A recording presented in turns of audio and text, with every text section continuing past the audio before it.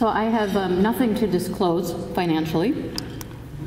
I'm going to talk today about improving systems-based practice in delivery of acute stroke care. And I will spend the majority of the hour talking about reducing door-to-needle time, why do it and how to do it. But I'm also going to share with you some data on a couple of other initiatives that we've instituted at Barnes-Jewish Hospital to improve system-based practice to enhance stroke care. So first is the why. Why do we want to improve door-to-needle times? And there's, as everybody here knows, level 1A evidence for benefit of IV TPA in treating patients with acute ischemic stroke who present within 0 to 3 hours and can be treated in that time window. So TPA-treated patients have about a 30% greater likelihood of a favorable functional outcome and a less likelihood of death or dependency at 90 days. And this translates into an absolute benefit. Is it working here? Of 11 to 13%. In the 3 to 4.5 hour time window, there's also a significant benefit, although it is more modest. And so here the absolute benefit is 7%, but still significant.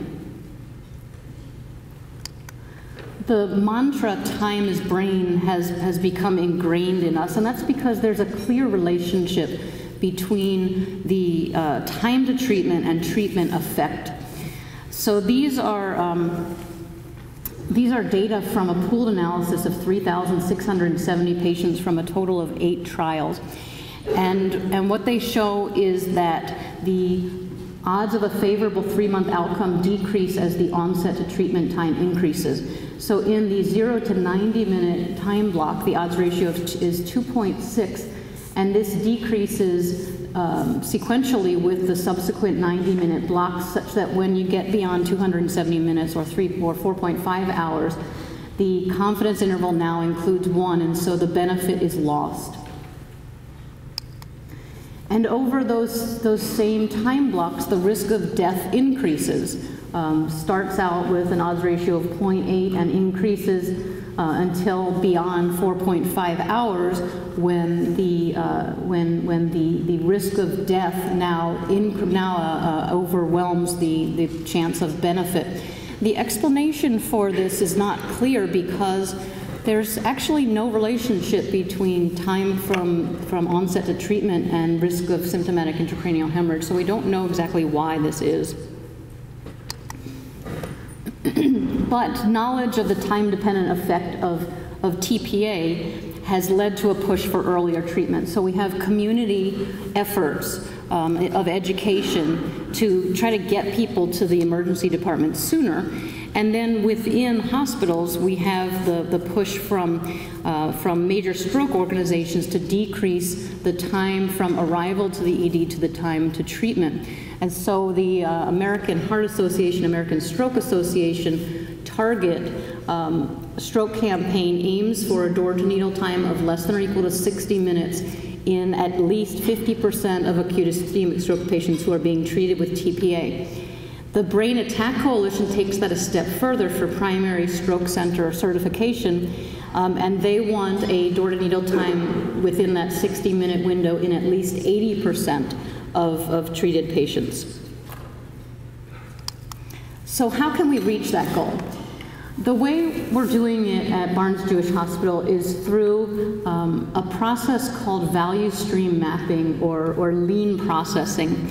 And what this is a method in which a group looks at all of the processes that occur from start to finish in the production and delivery of a product, in order to identify where there are inefficiencies or barriers to completing that production and delivery, and figuring out how to solve those, to overcome those barriers. Now, this is a process that's been popularized in the manufacturing industry, and it was most popular by Toyota. They're the ones that kind of brought this out there, but it's been actually applied to offices and government associations as well. And there's no reason that we can't apply it to the process of delivering TPA faster. At Barnes, we had a few years ago, the hospital decided that stroke was an area of growth. And so what that meant was that they were willing to devote the resources to supporting this growth, and that meant providing us with, for these initiatives that we had, providing us with the staff to allow us to do these interventions. So value stream mapping, the first step is to have preliminary discussions about what the problem is and what project to tackle. Now, the project that you're going to tackle in the first step, it doesn't mean that you come up with every single problem there is and try to solve it at once. You take a project that you think is manageable and the solution is actually achievable. We're not trying to aim for getting world peace in our first session. And then once the project that you're going to aim to fix is decided upon, you communicate the plans to all the affected parties, and then the third step is to have this thing called a rapid improvement event. And that's where everyone gets together. It's all of the key process stakeholders in what you're trying to achieve gets together to develop a new process. And so the rapid improvement event is the meat of the process. So that's where everybody gets together. So it's like a 2 to 3 hour meeting. You're kind of locked into a room and no one's allowed out for bathroom breaks. And so in the case of reducing door to needle time, who are the key process stakeholders? Well, it's the physicians in the emergency department, it's the neurologists, it's the residents if you have them. It's perhaps the radiologist, whoever's reading your CT scans, maybe the CT technologist, definitely a pharmacist, and the ED nurse manager. And then there's a facilitator that keeps the process running smoothly. And the first thing that you do is you evaluate the current state. And so this means going into detail about every step that's involved in the process, the way it currently stands. So from the minute the patient crosses that threshold into the emergency department until the time the TPA is infusing, it's writing down everything that happens. And that's so that you can identify where there are problems. And then the next step is to create a vision for how you'd like it to be. What is the ideal state? How would you like to see things happening? And then so you look at when you're going through the current state, that's where everyone is coming up with all of the issues, and there's always a lot of them. And so you're identifying any inefficiencies, redundancies, barriers, things that are stopping you from getting to the goal. And then you figure out strategies for how to eliminate those inefficiencies.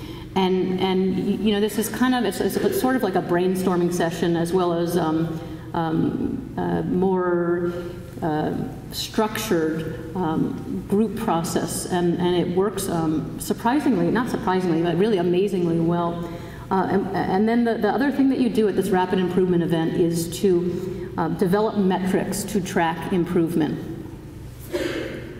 So after the initial meeting, I should mention that this is actually done visually. So there's someone up at a whiteboard, and they're putting stickies and arrows and to show where things are going. But that's not something that you can disseminate. So after the rapid improvement event, that flow map is refined into something that's a little more manageable and that you can disseminate to the group, as well as to the people that didn't attend that event but are affected, and get their feedback. And then once everything is decided upon, you set a date to start the process and you implement it. And you plan from the beginning to collect data and evaluate those metrics of success.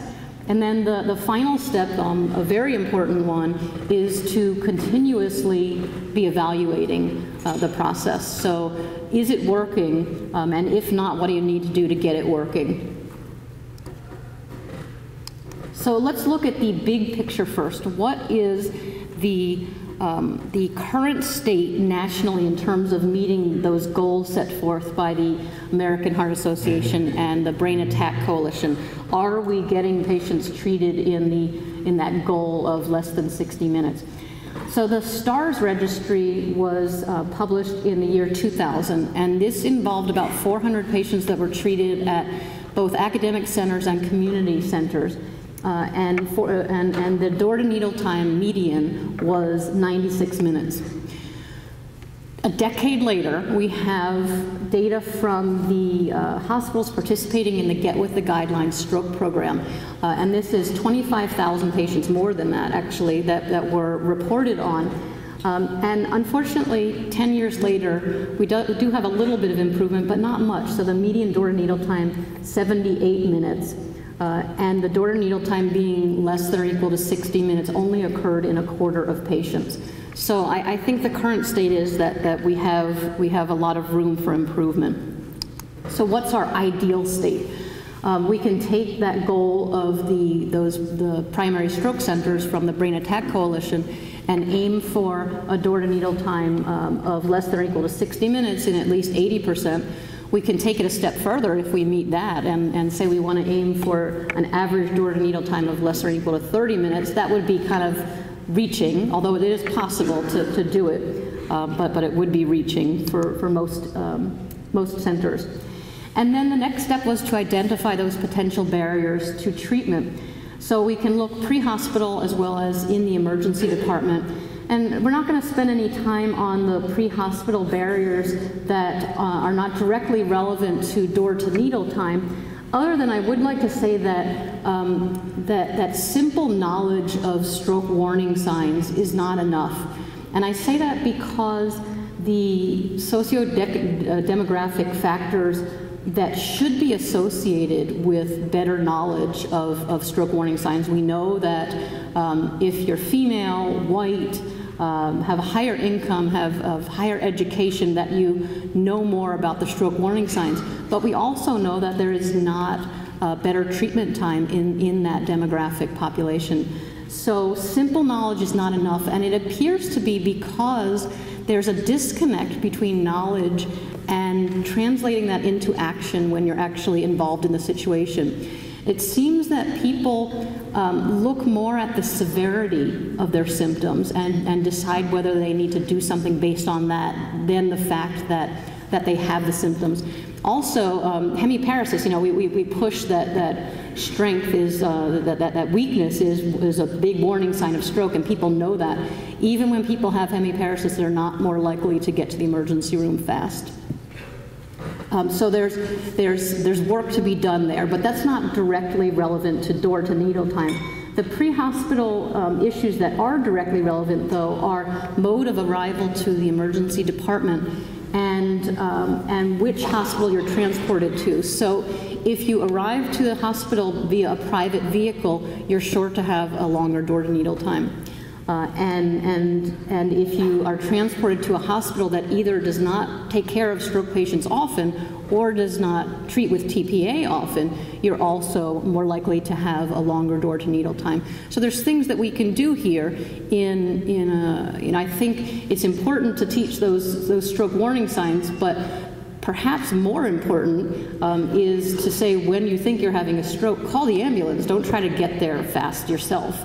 Or don't say, I think it's not that bad and I can drive myself in. It's take the ambulance and explain why that is. And then also transporting to hospitals that treat stroke patients regularly. And just to point out the problem of non-emergency mode of transport, these are national data on ambulance use among stroke patients who came to the emergency department over the period from 1997 to 2008 in this country. And this was just published this past spring. And what it shows is that the percentage of patients arriving via ambulance with acute stroke symptoms has stayed static over that time at about 50%. That's not very good. You know, we have a lot of room there for improvement. Within the hospital, there's many potential barriers to treatment. And we can divide these into factors that are associated with education or awareness, and and system-based factors. So among those educational or awareness factors, even in the hospital, personnel may have lack of knowledge of stroke warning signs, and there is a lack of appreciation that stroke is an emergency among hospital personnel and administrators. There's biases against certain patient groups that increase the door-to-needle time. There's ambivalence among ED physicians. We can't forget that there are still a lot of ED physicians out there who think that TPA should not be standard of care. And even when they do accept that it is an important treatment, they may fear that rapid treatment is going to compromise safety, and so be reluctant to try to get things done faster. We also need to be cognizant of the natural proclivity to delay treatment to the last possible minute. And then the system-based factors at many institutions is lack of neurologist availability around the clock and flow issues moving through the emergency department.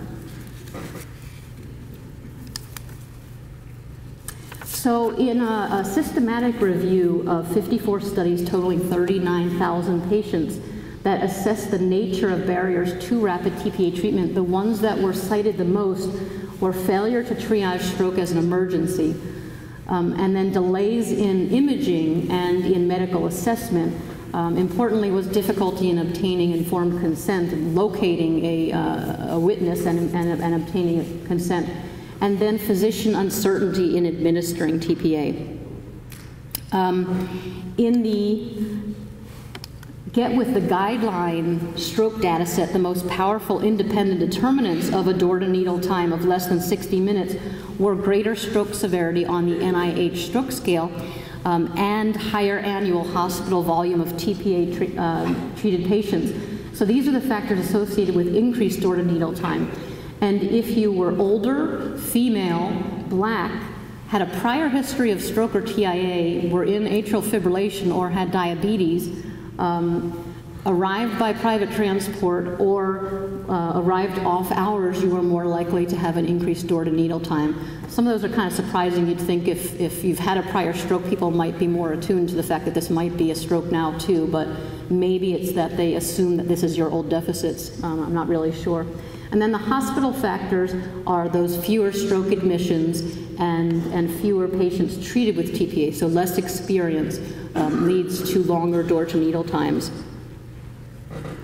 And so a few of the modifiable barriers that are here are the mode of transport, again encouraging people to take an ambulance, getting patients to the appropriate hospitals, and then we can't do anything about those particular patient factors other than increase awareness of the biases towards older patients, female patients and Black patients in particular.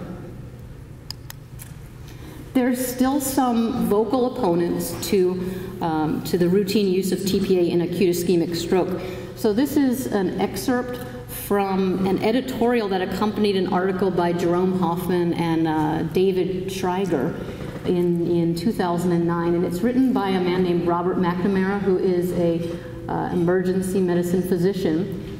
And what he says is that he recommends declaring a moratorium on the efforts to make TPA the expected standard of care in community hospitals, and he speaks towards distrust among emergency medicine physicians of the, quote, time is brain hype, and concerns that the NINDS TPA trial data cannot be applied to community hospitals, and that emergency physicians are concerned about litigation.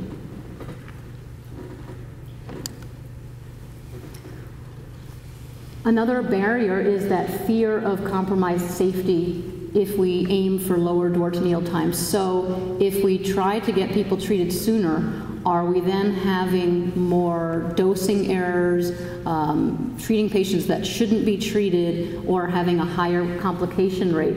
And these data from that Get With the Guidelines stroke program would say no. The mortality rate between the patients that were treated in the less than or equal to 60-minute time and I can't see my red dot, anyway, there it is. And the patients treated later, the mortality rate was similar, and actually, I can't see it, but I believe it was actually, yes, the mortality rate was actually better in the patients that were treated faster. And so was the rate of any complications. And then importantly, looking at the rate of hemorrhage, the rate of hemorrhage overall in this study was comparable to phase 3 studies of IV-TPA as well as other phase 4 studies. And there was a lower rate of hemorrhage in the patients that were treated more rapidly. So these data would say no, there is no problem in terms of increasing the complication rate, at least the short-term clinical outcomes with getting more rapid reperfusion therapy.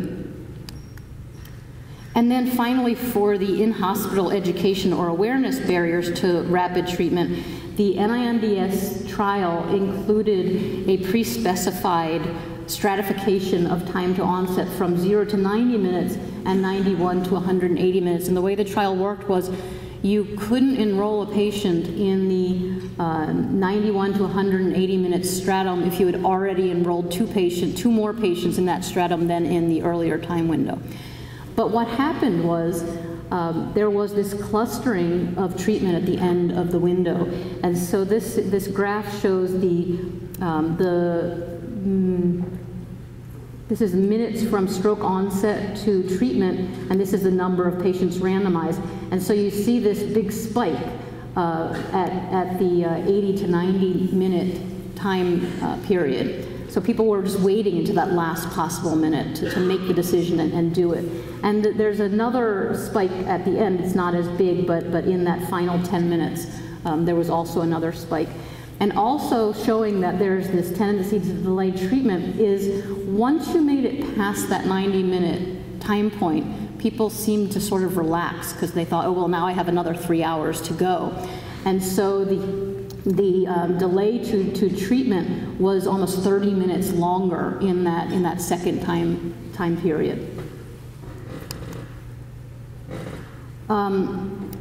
So that was the education and awareness barriers. So these are the systems of practice barriers.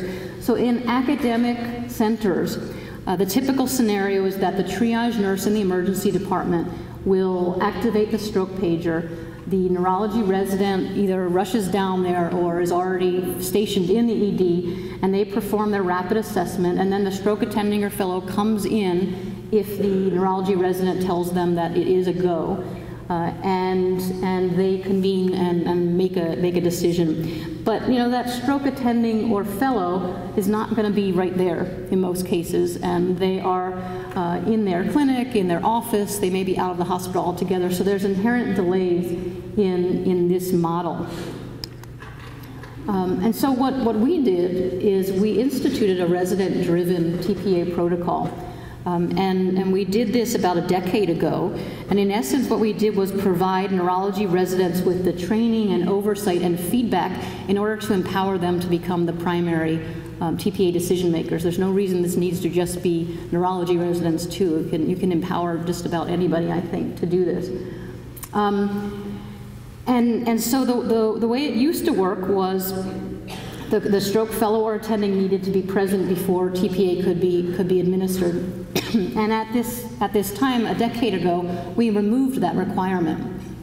And so now the resident, they were encouraged to contact us to discuss the case or to ask for backup. But in many cases, they actually didn't even consult us and did this on their own. And this was a little scary at first, particularly for our current stroke fellows who didn't think that they could do it.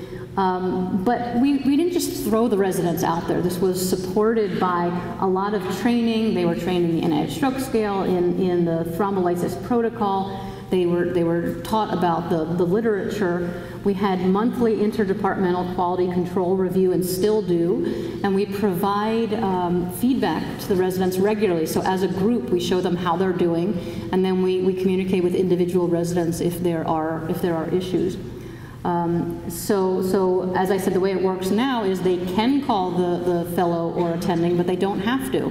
And so there will be times I come in, many times that I come in the next day and find that 1 or 2 patients received TPA and I knew nothing about it beforehand.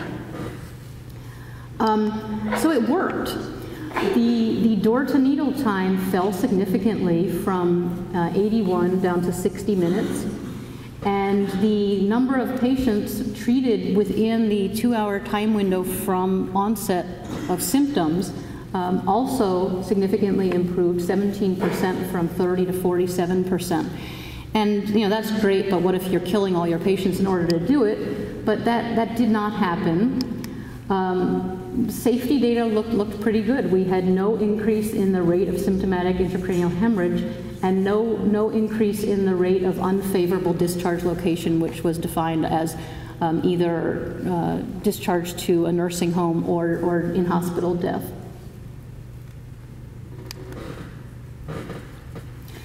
Well, that's great, but what if you don't have coverage by stroke specialists at all? You don't even have a neurologist.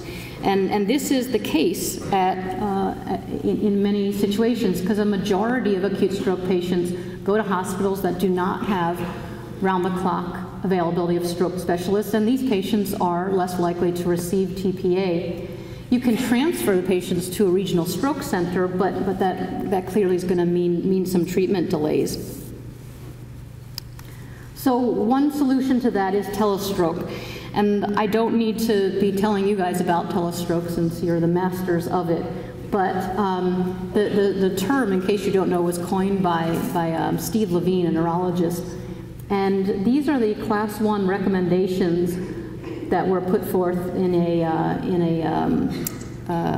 American Heart Association scientific statement in 2009.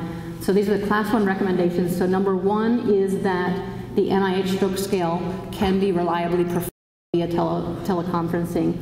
2 and 3 are that teleradiology can be used to identify exclusions to thrombolysis and to support image interpretation in time to give TPA. And then 4 is that teleconferencing should be used to make TPA decisions.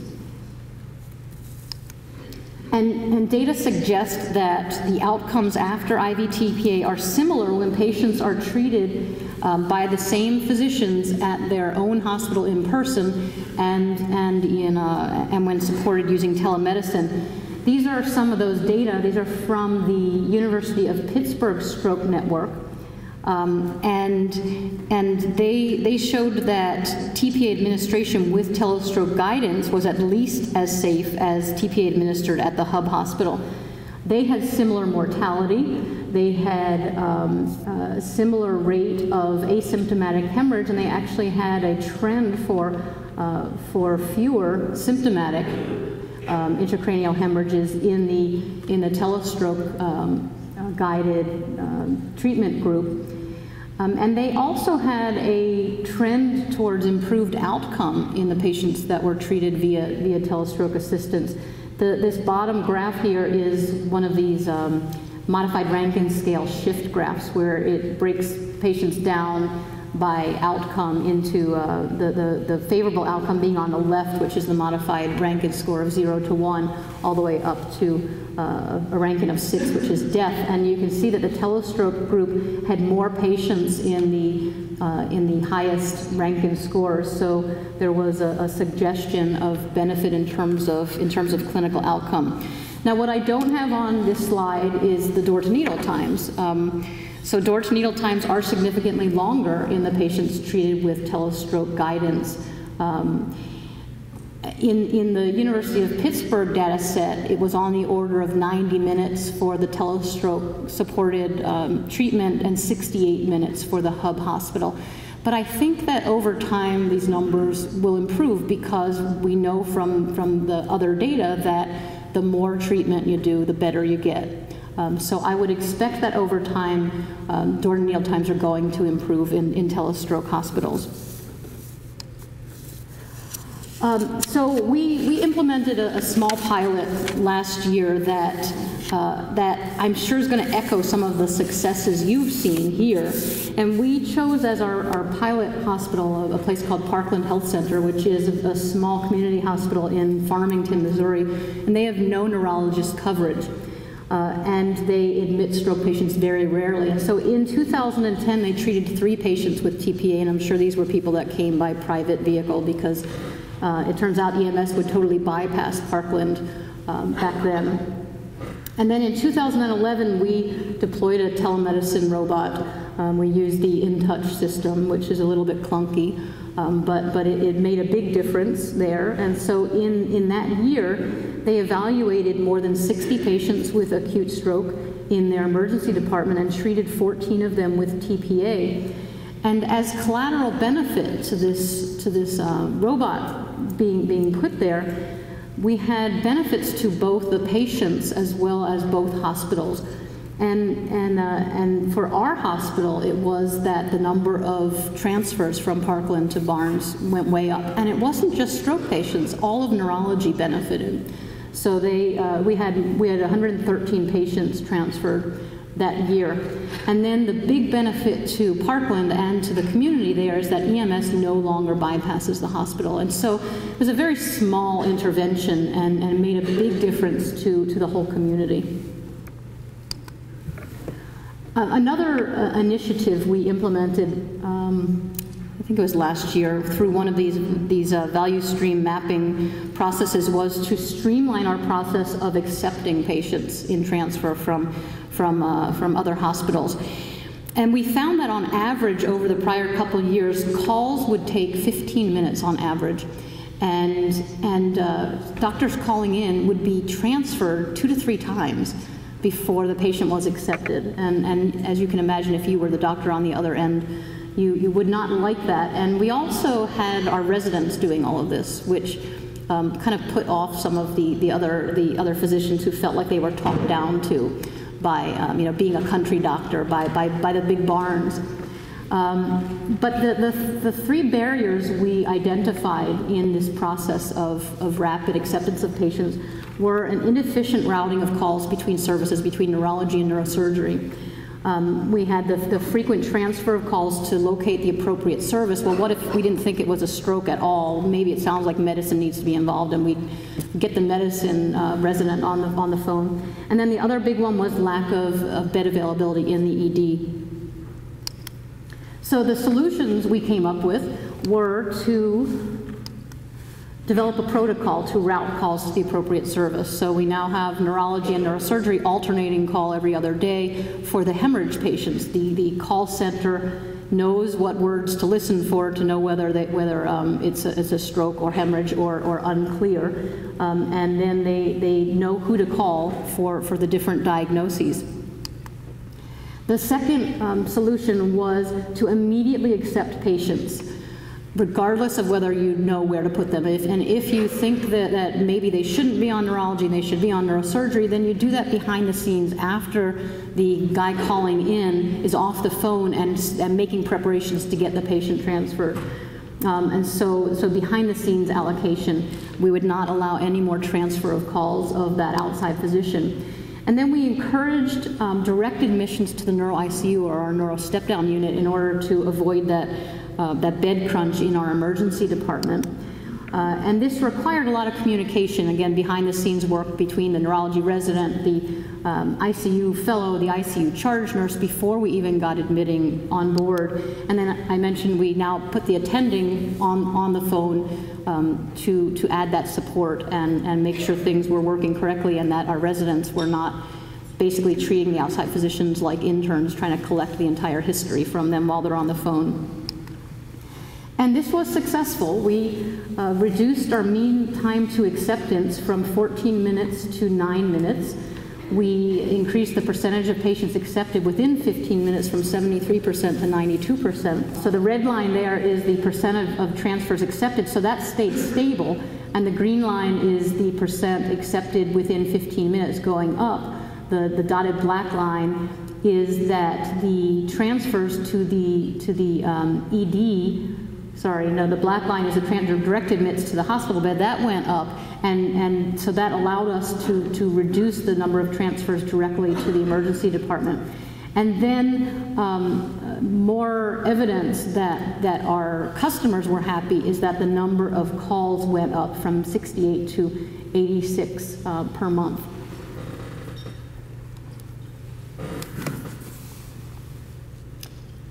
So let's get back to the now in-hospital barriers. So the ED processes that are going on that are preventing us from treating patients rapidly. So we identified at Barnes something like 30 inefficiencies, and the top 3 of them were the overwhelming number of tasks to complete in a short period of time, the inefficient choreography, so the movement through the emergency department, and then number 3 was that the labs take too long. So this is a partial list of all the tasks that need to be completed. And this is what I mean by you write down in great detail everything that currently happens at your own institution. So, you have all these things that need to be done. Admitting needs to identify the patient, register them. The EMS needs to deliver the patient to the room, report to the nurse needs to place the IV, hook them up, draw the labs, get the glucose, get the vital signs, estimate the weight. You have the physicians in there getting the history, finding out the medications and allergies, identifying a witness, determining the time of onset, doing the anti-stroke scale, the neuro exam, the list goes on. The labs need to be done, the imaging needs to be done, the drug needs to be mixed, and then infused. And if you were to do these all in series, of course this is going to take you outside of that 60-minute time period. The second problem, we'll see if my little animation here works. Oh, it does, good. So the way things used to work for us was the EMS would drop off the patient, come in through the ambulance bay and drop off the patient in a patient room. They get hooked up, the IV gets placed, then they're taken to, they're unhooked from the monitor, taken to the CT scanner, CT scan's done, taken back to the patient room, and the monitor is hooked back up again, and then the labs are drawn, and everything else goes from there. And so there's a lot of movement here, and a lot of unnecessary movement, I would say. And then our third major problem was the labs. So these are the labs that are needed prior to giving TPA, the platelet count, the INR, PTT, and the glucose. And in 2010, we found that it took an average of 33 minutes to get the labs back. So already you're going to be outside the window just from that. And if you look at the graph at the bottom, that shows the breakdown of how long each lab took. And it's obviously in red there, the INR. That is what's taking the long time.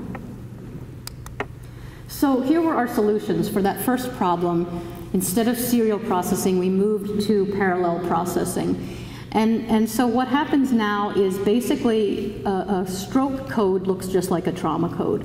And so we have this group of people descending on the patient immediately upon arrival to the ED. We have 2 nurses, we have 2 physicians, we have a couple of techs, we have admitting, getting working, we have social work that comes to help us with locating family and getting the time of onset.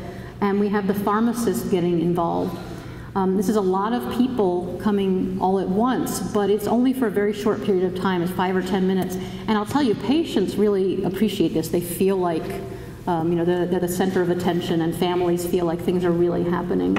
So it's very, very intensive, but for a short period of time. And for the second problem, we streamline things. So a very simple step now is that the ambulance drivers, the EMS, take the patient directly to the CT scanner. Seemed like a very simple solution. And we actually estimated that this would cut off 15 minutes from our door-to-needle times. And so what happens now is every patient who is a potential TPA candidate is taken directly to the CT scanner, and that's where everybody converges. That's where the IVs are placed. That's where the labs are drawn on the CT scanner table.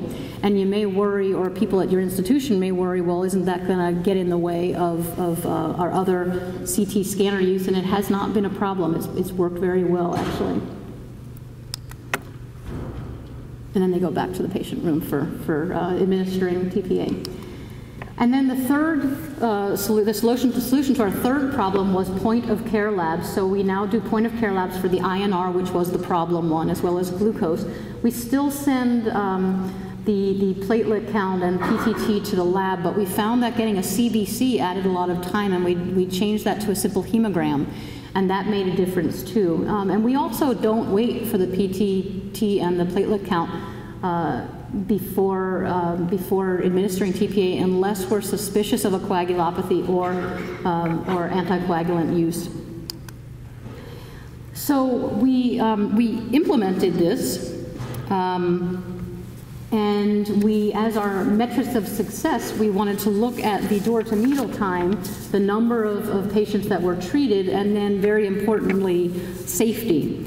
And we started this process in March of 2011 and collected data. And these are those data. So we have 2 years worth of data before intervention and 9 months after is all I have on here. And so what changed was that door-to-needle time dropped way down, went from 60 minutes on average to 39 minutes, highly significant. The percentage of patients with a door-to-needle time less than 60 increased from 52% to 79%. So it made a big difference there. And then this is just graphically showing where that intervention was, the door-to-needle time in blue falling. And this occurred despite an increase in patient volume of 60%. So 60% more patients were treated. And part of that was because of all these other efforts we were making with Parkland and our increasing our transfers. And then again, importantly, were the safety data. And so looking at favorable discharge location, which was either to home or an inpatient rehabilitation center, and there was no difference there. There was no difference in the rate of symptomatic intracranial hemorrhage, and there was no significant difference in the rate of stroke mimics. Now, there are differences in those numbers, and so we're following these carefully, but at least at this point, we appear to have done this safely. So there are collateral benefits of processes such as the ones we've instituted to improve door-to-needle time and support our spoke hospitals and increase or decrease the time of transfer. And one is the simple increase in patient volume, which brings that greater experience, which, as the data would show, should reduce door-to-needle times. It also just gives us more patients that are available for acute research studies. And then there's the opportunities for interdepartmental collaboration, both clinically as well as research. So we have a great relationship with our emergency physicians. And so a big part of this process has been educating the emergency department residents. So in the past, once it was decided that this was probably a stroke and the neurologist was called in, the ED physicians would just disappear. You couldn't find them. And now they're an active part of the process. They're not only participating in the treatment decision, but they're doing the assessment. So we divide up in that initial assessment, we divide up the history and the exam between the neurology resident and the ED resident. And so they alternate who does the NIH stroke scale and who gets the history. And so that's going to reap huge benefits when these ED physicians get out into the real world and are making these decisions on their own, sometimes without a neurologist there. And then there's the better resource utilization. For example, the ED to ED transfers that we've cut down on. And I already mentioned those collateral benefits to the community in Farmington of patients being able to go to their nearest hospital, which should help to cut down on the time to treatment. So I think a holistic approach to evaluating the entire process of acute stroke treatment is the way to go in order to reduce door-to-needle time. So a first step in reducing door-to-needle time at your own institution is to identify what that rate-limiting step is. For us, it was the lack of coordinated effort in the emergency department and the labs. Those were the big ones. But at your institution, you know, it may be something like recognizing the stroke or finding a witness. Maybe it's getting the CT scan. You know, do you have access to the CT scanner, high priority? Getting the labs, maybe it's that you don't have a neurologist or a radiologist available to read the CT scan. And I encourage you to just think right now about what are those steps that are preventing you from treating patients more rapidly, because that's obviously where your efforts are going to need to go in terms of QI activities. There's some broad efforts that have either been demonstrated to be beneficial or that at least make good sense in order to decrease door-to-needle time.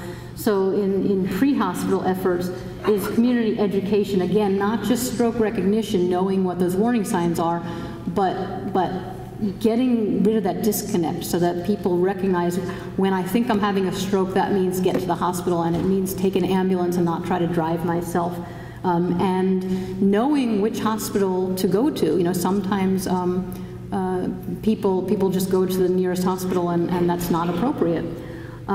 Within the hospital, there's certainly need for more education in terms of stroke awareness and awareness of the acuity of the situation. Increasing patient volume and use of TPA is sure to drop down the door-to-needle time. And then efforts that EMS can do is to pre-notify the emergency department when they're going to be bringing in a patient, to place the IV, 2 IVs, and to bring a witness to the ED, which can be the most important step. If you don't have someone there or they're coming later, it may be too late by the time they get there. And then within the emergency department, there's a lot of efforts in terms of education, recognizing stroke, counteracting those biases towards the certain patient groups that maybe this isn't a stroke, particularly women, older patients, and blacks were the ones that were often thought not to be having a stroke when they were. Creating a protocol that everyone follows and knows what's going to happen. Everyone needs to know what their job is. And then parallel efforts when they come to the ED, treating this like trauma. That's what you need to convince your administration to do, is treat stroke like the same emergency that trauma is. So get the history, time of onset, the exam, draw the blood, get the CT all at the same time as best you can. Point of care labs, if you have that available, the reliability is very good for determining, for INR, for determining if it is high or low. It may not be quite as good at getting an actual number once you get up to high levels, but that's not what we're concerned about here. And you don't need to wait necessarily for those other labs in most cases.